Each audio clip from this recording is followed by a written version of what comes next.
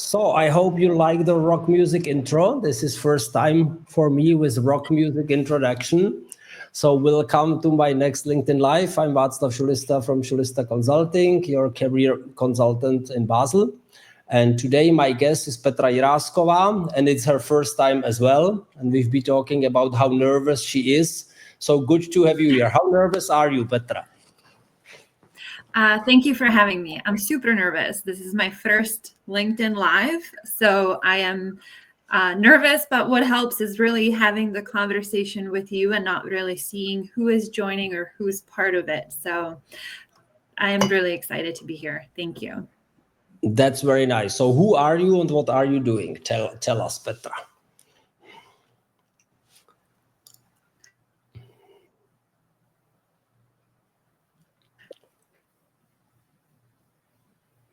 Now you froze for a moment. I saw we had a little connection issue. That's okay. So let me tell you a little bit about myself. Can you hear me now? Yes. Go ahead. Okay. So I'm originally from Czechia. I was born and raised there. I then immigrated to the United States. I currently live in Pennsylvania, and I went to get my graduate degree at Arcadia University in conflict resolution. Yeah, if we have some connections issues, there is a thunderstorm coming up here. So if there will be some lighting and some, that's the thunderstorm. So it's the first thunderstorm of the year. So I'm really looking forward if I can manage it home without being completely soaked on my bike. So conflict resolution is a topic which is very, very close to me because I was a terrible procrastinator on conflicts. I was probably the best people's pleaser you can find, and trying to put all the conflicts under the carpet, as we say it in German. So that's why I'm really happy that we met through your husband, and then I having you here. And I think this discussion will be beneficial for many people because most of us have struggles with conflict. We have conflicts all over the place with the kids, with the spouse, at work, whatever. So what was your inspiration? What inspired you to specialize in conflict resolution, and how did you get started in this? Sure. So I've always been passionate about helping individuals, and that's what drove me to get my master's at Arcadia. And I originally thought that I would end up in policy writing, to be honest. But then I took the other route during the grad school, during my grad school time, and I started facilitating workshops, learned how to mediate conflict, and I've really realized that that was my passion, to help other people, because to be honest, I don't know if conflict was handled the most effective way when I was growing up. And, I'm sure that other people deal with something similar to that. Like, hey, this is how conflict was dealt with while I was growing up. This is how I handle it now. And yet something is still not matching up, right? My needs are not being met and my wants are not being met. So what is happening here? Mm-hmm. Yeah, I think this I can completely understand or testify. We grew up in a socialist system. It was top down, hammer. Parents has been very strict with us.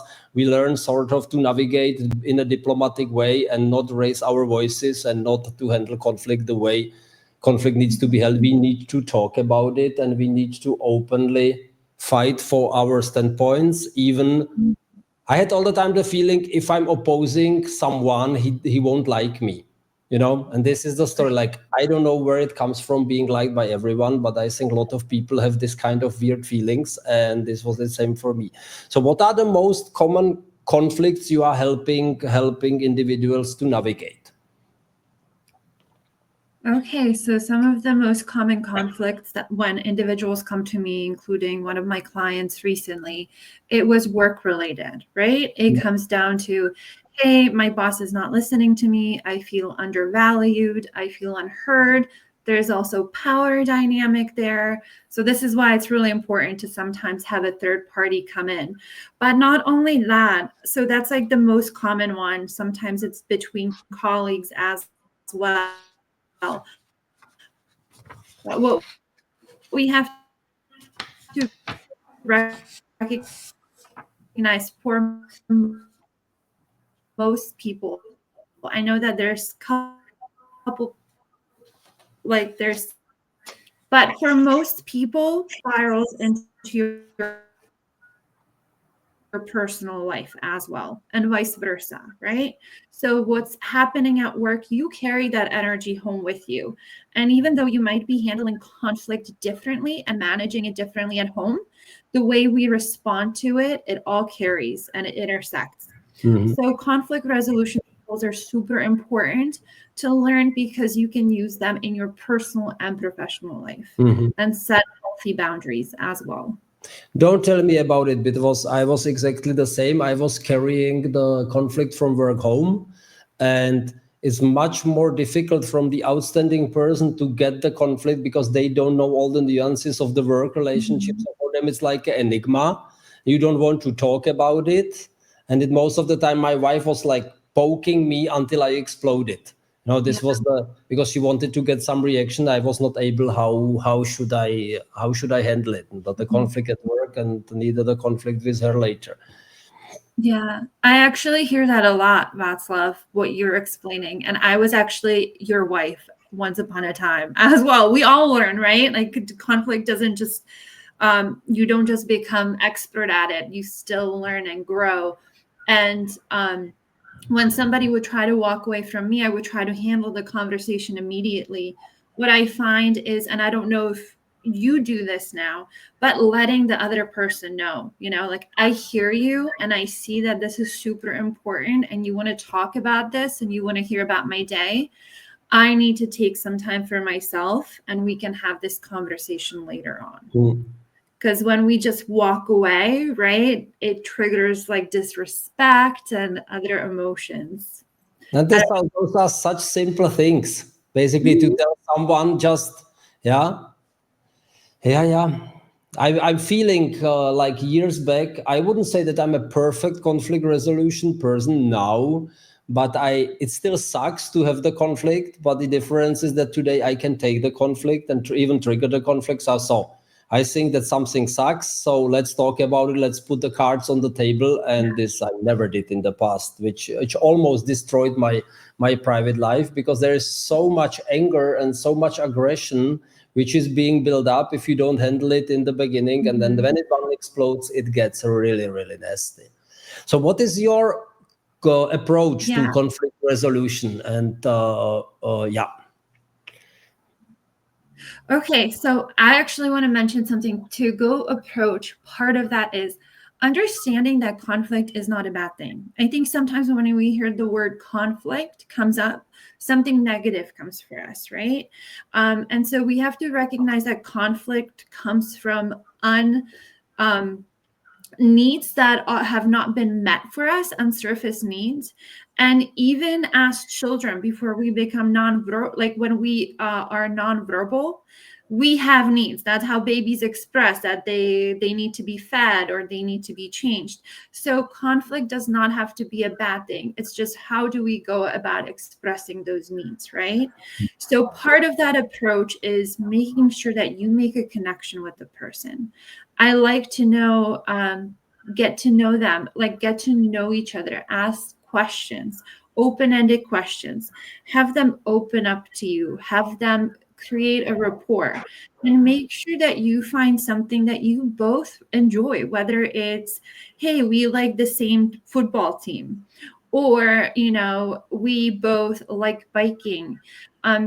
Because once you start uniting with another person, you're more likely to see them as allies rather than enemies, and you're more likely to collaborate with them, right? And then also listening without interruptions. I learned this because I'm teaching at my clients when they are doing their networking meetings. So I'm teaching them, give the other person the feeling that it's the only most important part of the universe for you just now, nothing, which means don't look at your mobile, don't look at your book, put it aside, turn around to your partner and give them the feeling you are listening, and rephrase what you heard from them in your own words. This this cannot be beaten, and almost no one does it. So this, I think my own coaching on other people helped me to improve my private life as well in this. So what techniques and strategies are you using? I know because I'm following you pretty closely on LinkedIn, and I like the post what you are writing about. So what are the typical techniques and strategies we can use for conflict resolution? Absolutely. So here are a couple of things. One is compassionate listening. Right? Really understanding what you just described is really compassionate listening. Being present with the individual, no interruptions, no phones, put that away, right? Being present, listen to for the emotions. What is the speaker trying to tell you? What are they experiencing? Let them know that it's a safe space without judgment. Saying things like, I am here for you. I'm here to support you. You know, that was really courageous. And I'm so proud of you. How did you take these steps to get here? So again, it comes back to open-ended questions, being really there. And also the rule, I don't know if you've ever heard of the rule 7-38-55. No. Technique. So 7 is that's the words that we're actually using. Okay. So we need to be mindful of that. So the 7% of what we're projecting with body language, talking about it, are words. Now the 38% is the tone of voice, right? Yeah. And then 55% is the body language. So I can say to you, I'm fine, Václav. I'm really happy to be here. Does that sound different from saying, I'm fine, Václav. I'm happy to be here? Yeah. Does it sound different? Yeah, absolutely it is. Yeah. The first one was, I'm happy to be here. The second one was just the words. Yeah. Does it send a different message? The second time. Absolutely. The second was disengaged, bored, and same word. Same exact words, but the tone of voice and body language changed. So really being in touch with how you're presenting yourself to the other party is important. Besides of compassionate listening, what else could you offer us? Okay, making sure that you use I statements rather than you statements. That's a huge one. Saying I felt disrespected or I feel overwhelmed by what is happening. I need to step away versus you made me feel overwhelmed. Again, you're taking accountability for your own actions rather than putting blame on others. So you want to stay away from you.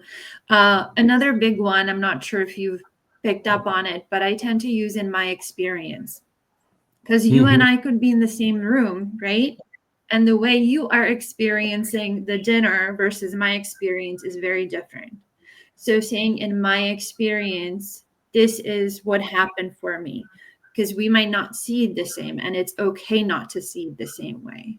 And making sure again that you are looking for that common ground, right? Like, look, we both care about this project. Our promotion depends on it for both of us.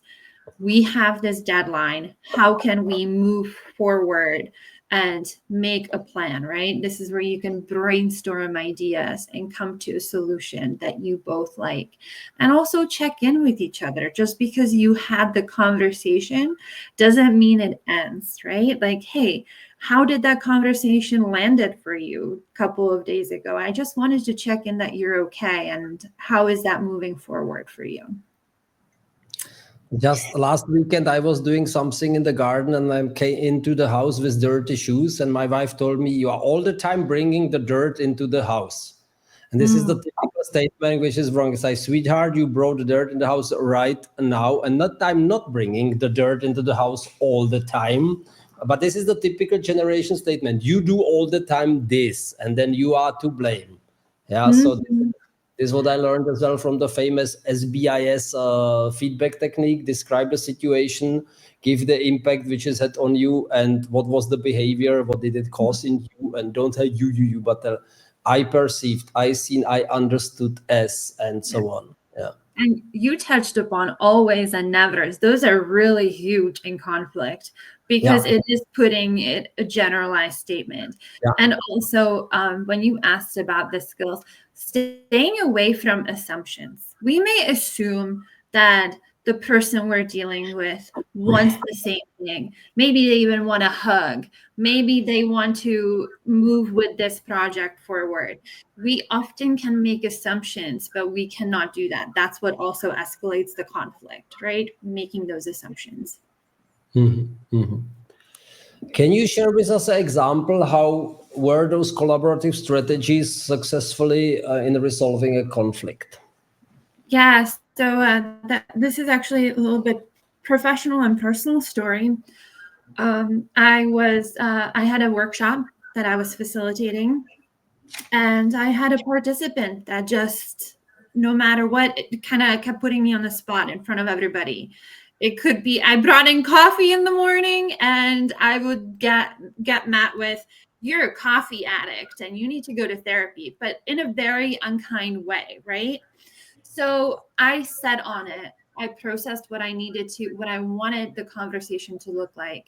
When we broke the whole group down into smaller groups, I privately asked him to step outside with me, right?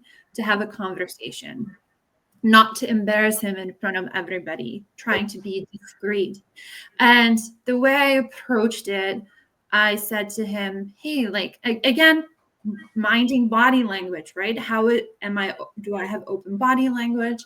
And saying, "Hey, I've noticed that there seems to be some tension between us, and we have 4 more days or 3 more days together in this workshop. And I really want to make sure that everybody has a great time, you included, right? So is there something that I can do better to support you?" It turned out that there was a lot of under the surface dealing with grief, dealing with guilt, and dealing with some other personal issues that were impacting the whole energy in the room. By the time we came back, him and I, the energy just changed, and the workshop was able to continue to move forward with him learning, with other people learning, and with minimized disruption. Mm-hmm. Mm-hmm. Great example. Thank you for that. A short advice for the audience, for those who are on LinkedIn for the first time on a LinkedIn Live, you can type in your questions. Unfortunately, me as a moderator, I cannot see it, but it will show up in front of me on the screen, and I will read it. Petra will see it as well, and we can answer your questions if you have any. Okay. What are the essential? Yeah. Sorry. Go ahead. What are the essential soft skills which every individual should learn to be better in handling conflicts? Being patient, because not everybody is on your same time frame, right? Like even what you mentioned with your wife, she wanted to fix and have a conversation right away. You needed more time, right? So being patient with each other, being empathetic, trying to understand what the other person is experiencing, really sharing that, opening your heart to each other, being accountable. If you mess up, right, be accountable. Like, "Hey, honey," or "Hi," to a coworker, like, "I want to apologize. What I said did not land well, and I recognize that, and I want to own my part." Be accountable. It creates trust. It creates rapport with each other. Making sure that you can regulate your emotions. Mm-hmm. If you feel like the heat is happening in your body and you're maybe like clenching up your fists, maybe it is time to take a walk, right? And say, "Hey, I need to postpone this conversation for a little bit. I need to get some fresh air to process what happened and come back to this later." For other people, you and I were talking about earlier, breathing. You were doing breathing exercises with me as I was nervous to start the LinkedIn, right? So for everybody, there is a different way of technique that they can use, and really be clear about your communication and your intent, right? Like, don't, if your intention is X, Y, and Z, Don't make it something else. Really take an ownership. Be clear, like, this is my expectation. This is what I would like to see going forward. How can we make this happen together? And probably not mix it, not mix A and B and C together. If you talk A, let's talk with A. And when A is done, let's move later on to some other. Absolutely. Like, let's break it down and go through it. Absolutely. I know from you that you are with your customers or your clients, you are doing role-playing exercises for the conflict resolution. So how does it help how does it go, and how does it help the client to prepare for these conversations? So my role play exercises, one, I used to do theater in Czechia when I was little. So Really? I absolutely adore, so I absolutely adore role playing exercises. And I was really happy we were able to do those in grad school, and they continued with me. So one, they're fun, they're engaging, but what it also does, it allows the person to grow more empathy and confidence. So what I do with my clients, I ask them, usually we do both role plays, professional and personal, but I try to tailor the role play to the conflict that is kind of happening for them. And I tend to push back to see how they handle it. Are they asking open-ended questions? How is their body language? And then we break it through, we break it down together.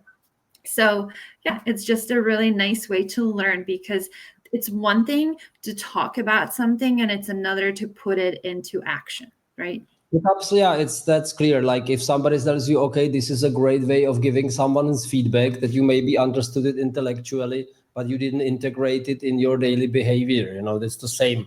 Like I tell you, okay, this is the way you give a person feedback. I say, okay, all clear, and then I'll try it, and what was it? So you need to train. You need to train those difficult conversations. So there are people who love conflicts. There are people who are going through the conflict immediately, as we call it, Italian household. That you like give each other like hard time. And some people don't do conflict handling at all. So what are the common mistakes which most people do when they try to resolve conflict on their own without professional help? Could you list some of those common mistakes? Okay. Absolutely. So one of them is going back to that avoidance. I cannot tell you how many times I've heard from individuals, oh, I don't have a conflict because I avoided. The thing is, avoidance. So let me back up a little bit. There's different conflict management styles, right? We have competition, we have accommodation, we have avoidance, we have compromise, and we have collaboration, right? Yeah. All of them serve different purpose, and there is time and place for them. So what I say is be intentional, because sometimes I can get competitive or even avoidant if maybe I'm told I left my dirty mug on the sink, right? But I know that is not going to rock the foundation of our relationship or professional relationship. So making sure to understand that your investment, what is your investment? Because avoidance could be a great technique. Sometimes we outgrow each other, right? But if you did not outgrow each other and you really care about the person, whether it's personal or professional, and you just tuck it under that rug, like you were saying earlier, it creates further resentment, and it can really destroy relationships. And it can explode in the most inconvenient places. Like you could be having a really nice time at a restaurant, or you could be at a holiday party and someone maybe drinks 2 to 3 drinks more than they should. And then all of a sudden, all that resentment explodes, right? The other one is also accommodating all the time. It's great to accommodate when you want to, but always giving into other people, you're suppressing your own needs, right? So you're not taking care of yourself. So over time, if you want to do that, that's great. But if you don't and you're just giving in, that can also create resentment at some point, right? And how about compromise? Because, for example, Swiss political culture is built of compromise because we need to compromise on everything. It's never like the ruling party says something because we have a different system with direct democracy, voting on everything. So how is compromise? Because compromise sounds like on the first side great, but on the other hand, if you overdo it, it's a shit as well. So at the end, you have compromises which nobody likes. So could you elaborate on compromise a little bit? Absolutely. So the big thing about compromise is that both parties, and a lot of times people say, you got to compromise. Actually, collaboration is the go to if you both want your needs met. Compromise only gets you partially your needs met. So both parties get a little and they give a little. So the example I like to give is, Václav, let's say you and I are going to the movies tonight, right? I want to see a Titanic, and maybe you want to see the new Batman movie or something like that, right? No way, Batman. So here's the no Batman. Okay, which one would you want to see? No. I would go something Platoon or Saving Private Ryan or some sort of massacres. That's okay. So we have Private Ryan, right? Private Ryan. We have Titanic. Those are the two things. And then, what type of food would you like to eat? In the cinema, popcorn. You want popcorn? Well, that's a problem because I want a Chinese food. Okay. So, I guess you're a snacker, right? So the compromise would look like, for an example, that we agree to get your popcorn if we watch my Titanic, or we'll watch Private Ryan and I get my Chinese food, but we're not getting popcorn, where we're both, ideally, we would both get both, right? Like I would get Chinese food and Titanic.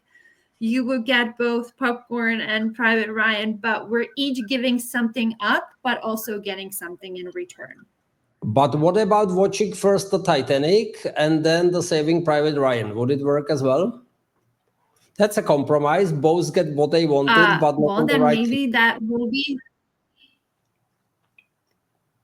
And are we both getting Chinese food and also eating popcorn? No. Then we're collaborating. Then we cooperating. Yes. Yeah. So it can also turn into collaboration. Yeah.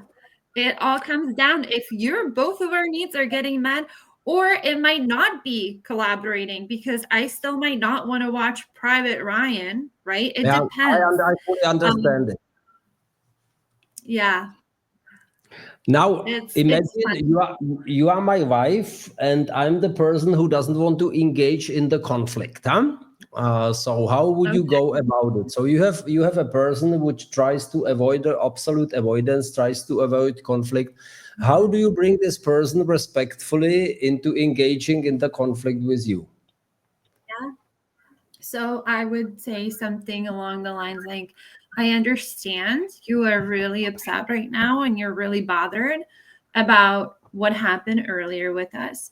And I really care about you. And I think, we should really have this conversation. Are you ready to have that conversation right now? Or would you like to have this conversation later on? Right. And if that's the case, can we commit to a time and date? Because a lot of times when you say we'll have this conversation and it doesn't happen, again, it creates that further resentment. That's exactly the same story. Like, let's invite Petra and Mike for dinner. It never happens unless we invite them on the 4th of May and we write it in our calendar and then we call them and then it's done. That's what I'm telling my wife all the time. No, let's invite, let's do this. So let's do this. Let's put it. This is a good point. Yes. Schedule a date and time when you will do this. It creates that accountability piece. Yeah. You started your own entrepreneurship as a consultant. How does it go? Mm-hmm. It's going good. I mean, right now my LinkedIn is the primary marketing thing. I've been very happy and I'm just very excited that I can work with other people and start on some projects that are hopefully coming up and being able to have these conversations, like private DMs, about what is happening and how things are going. And a lot of times, again, it's really important to make those connections, what I learned, because I've learned more than not that we have to support each other. And there's often a lot of frustration, especially for individuals that are beginning their journey now, right? That are fresh.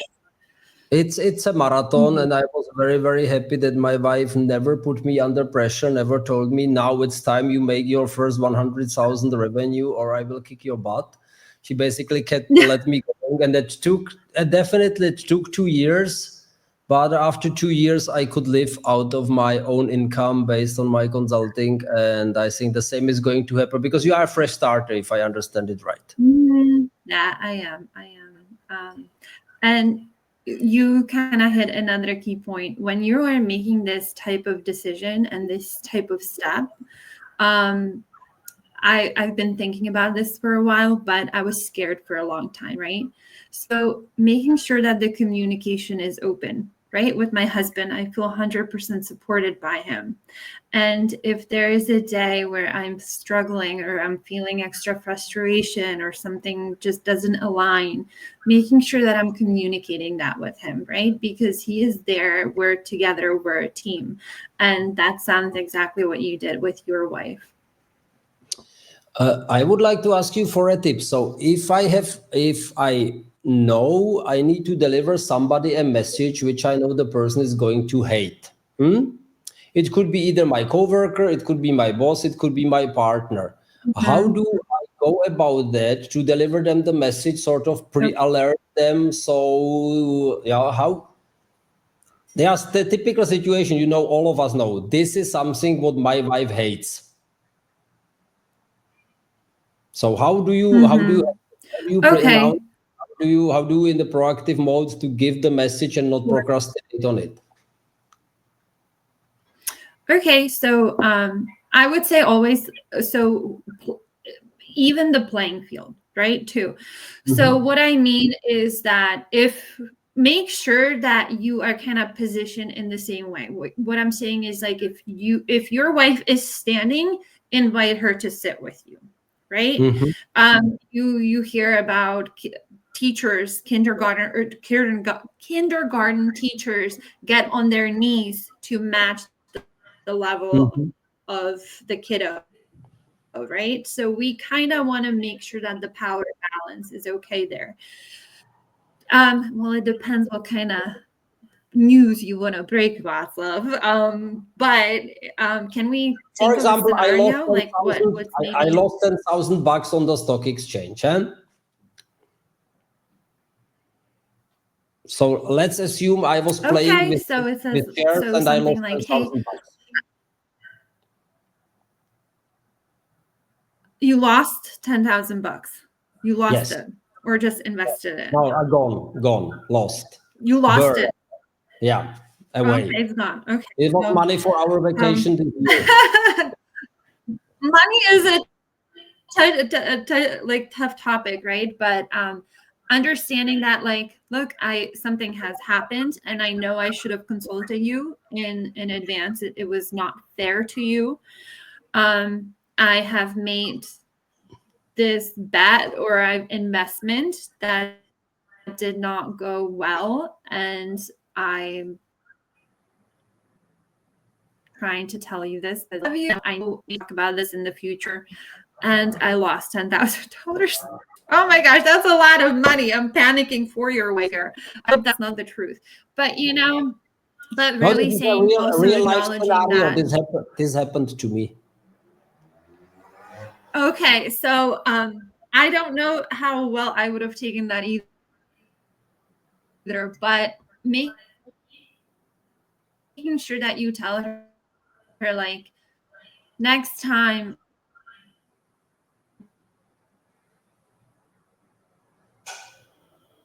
I don't know if there's next time, but that's your conversation, right? Right?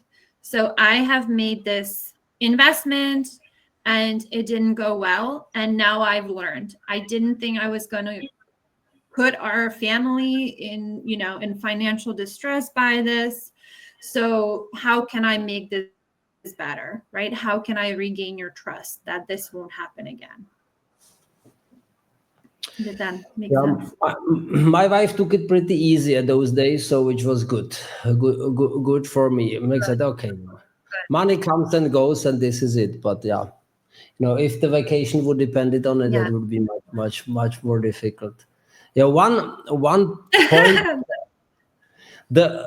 A key piece advice what you would give someone who is struggling with a difficult conflict. What is the key piece? What conflict with a boss, for example? What is your key piece of advice? So really understanding where the root cause is coming from. Not just for we can't understand where it's coming for the boss unless we have that conversation.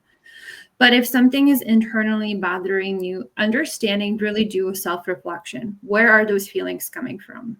Is it resentment about something? Is it that I don't feel trusted and my boss is micromanaging me? Do I feel like my time is not managed properly, or I am not being pushed enough, right? So understanding where it's coming from you, and what is your conflict management style? Right? Because look, if you are unhappy and you continue to avoid, if you continue to accommodate, you're going to get burnt out. Mm-hmm. So you can have that conversation, but you have to approach it delicately, right? You have to know your boss point. How will they take it? Mm-hmm. I personally see that what I'm preaching to my customers is influencing my private life. And how was it for you going through all these studies? The difficult diploma costs a lot of money. How did it influence your private life, your private relationship? This kind of what you're preaching to others. How are you applying it yourself? Honestly, I make the joke, and the participants that ever been in my workshop heard this before. My degree was expensive, but it also saved my marriage and saved my other relationships around me, because my husband, he's a waiter. Like, he will walk away, he needs to process things, and I would not understand that. Again, we grew up in different ways, right? And so I would come home with these tools and these skills. I'd be like, is this what's happening for you? What do you need from me? How can I support you? And now 11 years later, here we are, right? Sometimes you have to find a new way of communicating as you grow together. But I do feel that getting my degree from Arcadia University allowed me to set healthy boundaries. I've said no to things like attending people's weddings, to not attending certain holiday parties without damaging relationships with them, right? And so setting those boundaries and making sure that, if something's bothering me, I know how to effectively communicate with my husband. But also, again, I can get a little sassy. Don't get me wrong. He knows that. Everybody, even you, Václav, know that. I can get sassy, but I know when to do it, right? What rocks the foundation? Mm-hmm, mm-hmm, mm-hmm. This statement brought me to another question. Sometimes we really feel guilty when we have to say no to someone. Huh? Mm-hmm. And I know it from my own. I all time think, okay, I need to help everyone. I need to help every human being, which is complete nonsense, because some people can be helped, won't your help, everything, but still the feel bad if I have to say no to someone. How can I handle it? How can I improve it? Why are we feeling guilty when we have to say no to someone? Well, I think it comes down to, wanting to be liked, like what you were talking about earlier, wanting to please. For me, at least, I think for a lot of people, but I empathize with, and it resonated with me what you said. We were raised, I mean, my mom lived, communist era, so that that being like saying yes to everything, not asking questions, go cry it out in the bedroom kind of thing resonated, no crying, no complaining, all of that. And I lost my train of thought. I am so sorry. What was the question again? No worries. That's absolutely normal. LinkedIn Live. So LinkedIn Live. how can we say no without feeling guilty? That's Right. basically. Okay. So where I was getting is I would get burnt out by honestly constantly saying yes, always accommodating, and it kind of brought me to my childhood. So sometimes I think it could be cultural. Sometimes, it's installed in us how we are brought up. But saying no is really powerful way of saying yes to yourself. The thing that why I started saying no was after my mom passed, and a close friend of our passed.